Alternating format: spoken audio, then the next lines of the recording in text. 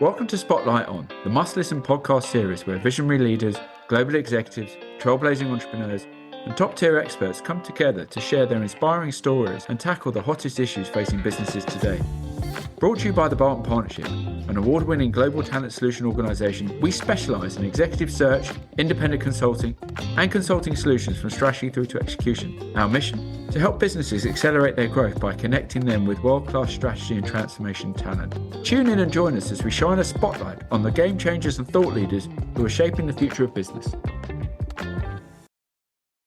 Joining me today, I've got Bridget Walsh. Bridget Walsh is EY's Global Head of Private Equity, where she leads a team of PE professionals across 45 countries, advising on the most prominent global PE deals. She is widely recognised and respected across the PE industry as commercial and influential leader. Since joining EY 25 years ago, Bridget has developed and grown several successful businesses, currently incubating a sports PE offering and a PE global Gen AI practice. Bridget sits on the board of British American Business and chair of their REMCO committee. She is chair of the Island Funds of Great Britain, a prestigious global philanthropic network that raises funds to support Irish communities around the world, and is deeply engaged in promoting international business. And she is the host of EY's Next Wave PE podcast series.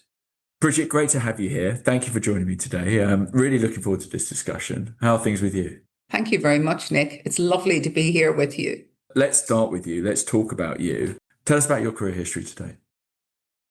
I've been really fortunate. I've had a really entrepreneurial career under a great brand at EY. I joined EY over 25 years ago, and my career has always been in private equity. Right. From day one? From day one. Wow. Yeah. And private equity was just in its heyday back then. So I've seen this industry develop and grow. And also, as you and I've talked about before, the amount of change we've seen in the last 20 years. I've gone from having the most important team being the team sitting around me in London to, it's now serving some of our global clients. Yeah. It's just making sure you've got teams everywhere around the globe to serve them. So phenomenal change, phenomenal growth, both within professional services in EY, but also in the private equity industry. And you still feel that EY is in it? I mean, we'll get into this in a lot more, but EY is continuing to evolve its proposition to serve that market well in that time. You look back 25 years to today, it must be night and day now. It is night and day.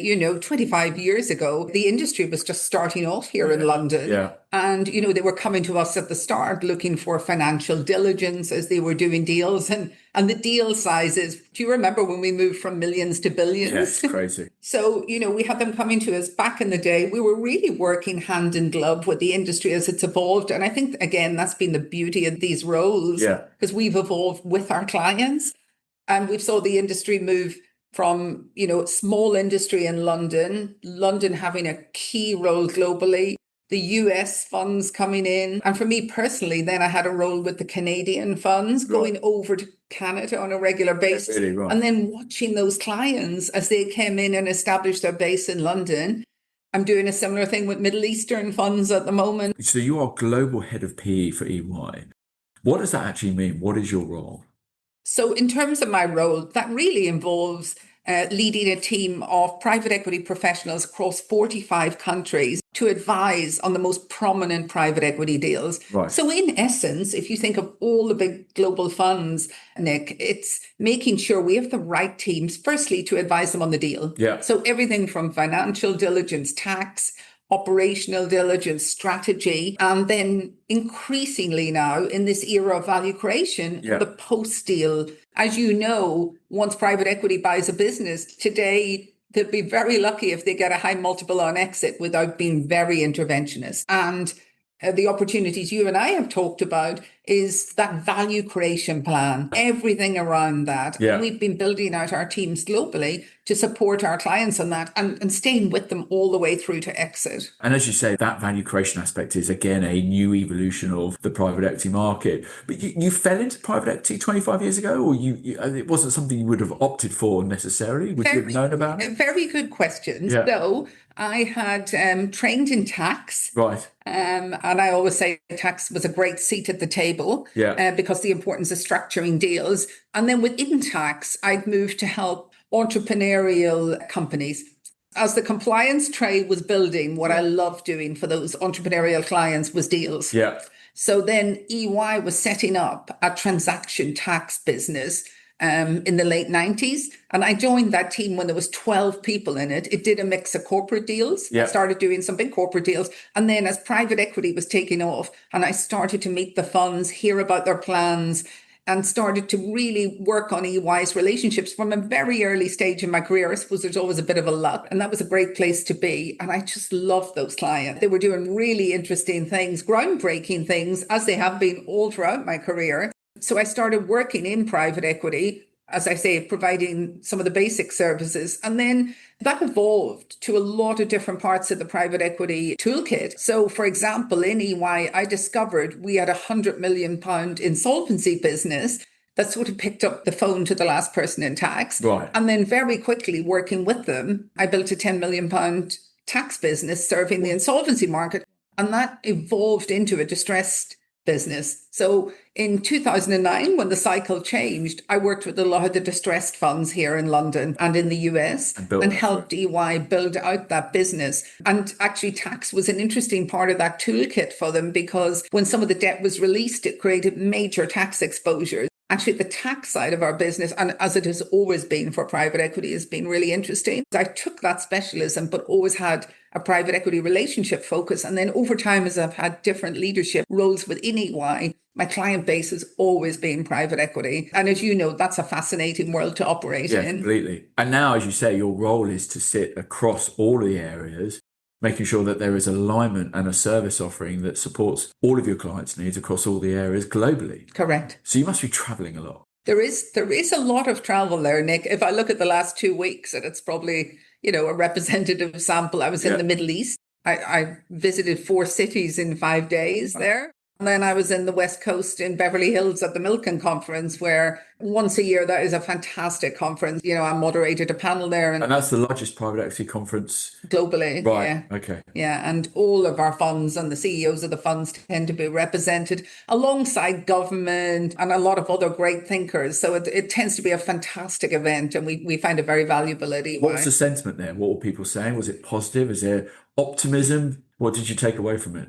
I think there was a little bit of muted optimism, particularly around the US market, because it was before the trade deal with China was announced last week. But overall, when I think of my panel, there was a lot of optimism around the opportunities. I feel that the IPO market is going to come back. Nobody quite was willing to place their hands on the crystal ball there. Talk about corporates coming back in and having a lot of interest in the portfolio. Some of the funds seeing it as a real buying opportunity, on that side of it, as some of the stock markets had came down. They saw a lot of opportunity for public to private. And then I would say the theme of the conference, the sessions that were packed out, were around Gen AI. And, I have a hypothesis on this, Nick, and I'm seeing it in the firm, that PE, because of their interventionist nature and the 3 to 5 year hold period, will move faster than normal corporates on this. Yeah. And that was definitely the mood music. They want to accelerate it, don't they? Correct. Yeah. And if, again, the essence is particularly within the portfolio, if you can eke out those productivity savings in particular, and also maybe some top line enhancements with using Gen AI technology and realize that multiple on exit. And I've sat at another conference where I've had some chief operating officers say, once someone does that and we see a sale go, and it's really been Gen AI has driven those multiples, the pressure that's going to come across the whole industry is going to be huge around this. Sure. As you'll know, Nick, some of our big clients, even for the last 2 years, have had Stanford professors having weekly calls with them on this. Our clients by nature, they see what the opportunity is. And I really feel it within Gen AI. And that's why at EY, we've really been building out our service offering around Gen AI, finding some tangible products that will really make a difference. It's exciting to think about the art of the possible, but there's still that question mark around what is possible, isn't there? We are seeing a lot of very tangible solutions now. It's gone from the hypothetical to the real, whether that's great call center technology that we've already introduced in the insurance sector to some good reporting technology. It's starting to become very real. And then, of course, at EY, we call it Client Zero. As we're disrupting ourselves and bringing Gen AI into our own business, our private equity clients are very interested in hearing that story. Leveraging it. Yes, exactly. And I think that's what people want to see is more use cases where actually you can see a definitive impact rather than the theoretical, this is what it could do. Our clients tend not to be very theoretical. The private equity industry is very real, very focused on exit and the outcome. Let's talk about the current exit environment and how really we're seeing that shape future strategies in 2025, particularly for aging portfolio companies. EY's reports, have gone into some detail around this, but what are you seeing then? What are you seeing as how the current exit environment is shaping future strategies? Private equity funds are laser focused on returning capital to their investors. And our private equity readiness survey finds that 78% of private equity firms report holding assets beyond their typical investment horizon. And we're working very closely with funds to really get their portfolio companies ready and to make sure that they've got a clear exit roadmap, they're getting data in order, they're preparing their management teams. And more than 90% of the firms we surveyed said that taking these kind of steps lead to better exit valuations. So huge focus in the industry on exit at the moment. You're saying 78% now are really sort of extending that hold period beyond that. You'll know from everything you read and speaking to your clients, Nick, we do have a pent-up wall of exits. We need the IPO market to reopen, which it will do. And I think once that starts to happen, we're going to see a lot of exit activity. Now, the report that EY produces also highlights growing competition from private credit. How are traditional PE firms adapting to that shift? As you know, the private credit industry has grown tremendously with assets under management of about 1.8 trillion today, like a 3-time increase. And a lot of our private equity funds have built their own credit arms now. And we're just seeing that in the market. Many of the largest PE funds are now the largest credit providers. It's a very complementary asset class, and it provides a flexible source of funding for a wide variety of use cases. We're also seeing private credit firms partnering with traditional lenders to create new lending pools. Citi, for example, just partnered with Apollo on a $25 billion direct lending platform. So again, the creativity and flexibility of this industry as the market evolves to respond has been huge. And how are LPs' expectations evolving, especially around value creation in ESG? How is that influencing what we're seeing? Limited partners know that private equity is better placed to deliver good returns when societal and shareholder values are aligned. And, a lot of the LPs, when you come from the base of their pensioners and the pension funds that they're representing, this is a genuine key objective for them and is increasingly, a big part of what they're monitoring as they invest in funds. One of our recent EY studies showed that funds that are excellently positioned on the ESG map can realize internal rates of returns of up to 8% higher than their competitors. This has gone from something that's a nice to have to something that's a business imperative. Yes. Again, for some of the portfolio companies, their customers are demanding it. Their LPs are demanding it. So I think, again, it's front and center. As we at EY are advising on deals, again, some of our funds want to see a red flag report on ESG before they even take it to investment committee, because if it's not going to pass some of those hurdles, it's just not investable. No. So, it's gone right up the agenda, Nick. And what about sectors that are unexpectedly resilient or attracted to PE in this macro environment? What are you seeing from that perspective? When you look at all the change that's happening in the world, you'll always find hotspots. And again, it was interesting on the panel I hosted at Milken, you had investors across numbers of different asset classes. And within those funds, again, and that's what we see with our client base, you get lots of activity, even when other parts may be more muted.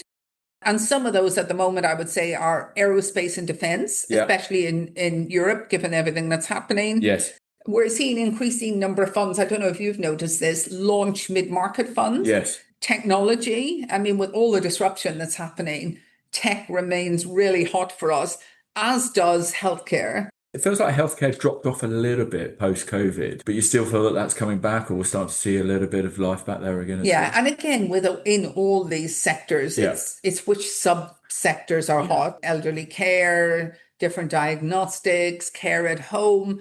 even while some parts of a subsector, and I think it's a good point, Nick, might be a little bit more muted, you'll find other trends within the same sector. And increasingly, I don't know if you've been doing the same, we just are building out more sector and subsector expertise within EY. It's that combination private equity is looking for of the skill set of financial DD or tax, but that coupled with our sector expertise, because that's where you bring the real insights. And on the value creation upside. Well, I think client needs becoming more sophisticated in the fact that they're not just looking for the toolkit, they're looking for the experience. Yes. That complements the toolkit.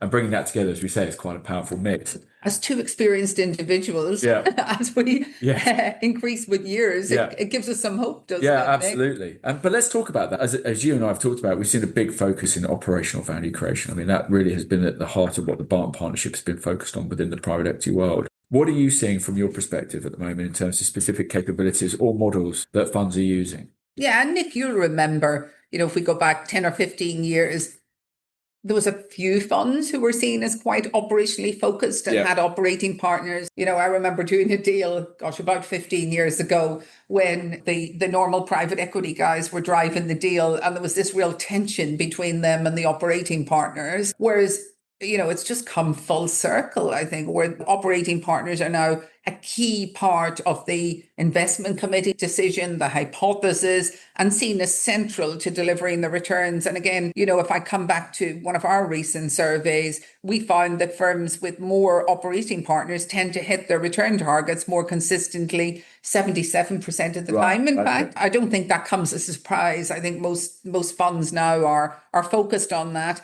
We've seen a shift away, and it'd be interesting if you've seen the same, from hiring ex-CEOs and just generalists to much more functionally orientated resources. Is that what you're saying? Yeah, exactly. And I think then the alignment between those functions and the CEO or the CFO is increasingly important. Yeah. And then you mentioned CTOs. This is an increasingly important skill set. We talked about Gen AI. We talked about the importance of tech in so many businesses now. I mean, one of the first questions we often get is, will this business be disrupted by Gen AI? Or is this a huge upside for it? Yes. And that's just built That's almost the first question. It is almost the first question. That's built into the diligence. That's built into the value creation plan. So then you need good CTOs to deliver that, as we were talking about. And I know you're building that part of your business as well. Yes. And we're building those skill sets increasingly in our value creation teams in EY around the globe.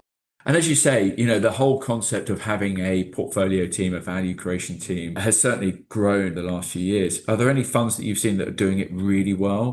What does good look like, I guess? Or is it specific to individual funds and their needs and their portfolio? I think there's always an individual element because different funds have their own focus. But I think in terms of what good looks like, and this has been an evolution. It hasn't necessarily been an easy thing for some funds to get right. But I think what good looks like is where the operating partner teams have a real seat at the table, where they are genuinely involved in the deal. I think if they're sitting to one side and maybe there's a question about whether they get carry on the deal or don't, I think that lack of alignment can be a challenge. So I think when you've got alignment around incentivization, around the business plan for the portfolio company, where the operating partners are involved in all the decision making from day one of the deal, and taking that value creation hypothesis to investment committee with the deal doer hand in glove, I think that's where it works best. One of the pieces of research we've recently completed showed that the alignment between the team and the CEO is perhaps more important than the alignment between the team and the CFO. I don't know if you agree with that or if you've seen any examples of that, but the CEO role has become, again, not more prominent, but is seen as being key to success in value creation, more so than CFO at the moment. You know that it's always been a balance between the private equity fund and portfolio company management. Whilst the fund will agree the business plan and the plan for the business, they often want to leave the management team autonomous to run the business. It's always a fine balance between how value creation and consultants can work with the CEO and the leadership team. So therefore, I think to your point, it's not surprising that it's important that the CEO really buys into the value creation team, what they're doing, the individuals, etc. And that relationship is key, because ultimately, if that doesn't work, it all falls apart. So I'm not surprised by your research. Let's talk about regions or markets that PE firms are prioritizing in 2025. What are you seeing from that perspective? What's EY's view on that right now and why? I visited Japan quite recently, and it was just phenomenal to see the pace of change in private equity. It shouldn't be surprising. Funds focused there raised about $9 billion last year just to focus on Japan. We're seeing that demand on the ground. We've really built out our teams there, and almost can't build them out fast enough to meet the demand from our global funds. That's a really interesting spot for us at the moment. India, we've got a very strong team there, and India is poised to seize new opportunities and partnership amid a changing geopolitical landscape. And then, as I mentioned, I'm just back from MENA, and Nick, I know you've been doing some work there as well. Absolutely. I mean, the pace of change there is phenomenal. So we're working very closely with our team. And again, we built out our EY team in MENA, firstly on the ground to service the funds there in terms of what they are doing in the region, but also as they deploy capital globally. You know, if I think of one of the funds in particular, they've built a strong operating partner bench in New York. So it's important then that we have the teams there to face off. So I think the MENA opportunity is both within the region, but also their outbound capital. And I think, Nick, we talked about this before. I sometimes come back from one of these trips and want to draw a spider diagram on a board because I'll go and meet a sovereign wealth fund.